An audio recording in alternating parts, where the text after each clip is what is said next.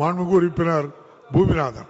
மாண்புமிகு பேரவைத் தலைவர் அவர்களே, 41 பேர் கரூரில் இறந்த செய்தியை மறுமலர்ச்சி திராவிட முன்னேற்ற கழகத்துடைய சார்பாக பொதுச் செயலாளர் சார்பாக இரங்கலை தெரிவித்துக் கொண்டு அங்கே கரூரில் பரப்புரை செய்வதற்கு முன்னரே அவர்களுடைய காவல்துறையை கட்டுப்பாட்டை அவர் மீறி இருக்கின்றார்கள்.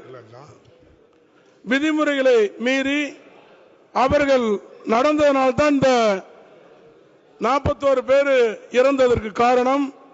இப்பொழுது முழுமையாக நம்முடைய முதலமைச்சர் அவர்கள் இரவோடு இரவாக சென்று அனைத்து நடவடிக்கைகளையும் எடுத்து மருத்துவர்களை அனுப்பி அந்த பாதிக்கப்பட்டவர்களை காப்பாற்றி அந்த 41 குடும்பத்துக்கும் ஆறுதல் கூறி அத்தனை முயற்சிகளும் எடுத்ததற்கு நன்றியினை முதல் தெரிவித்துக் கொண்டு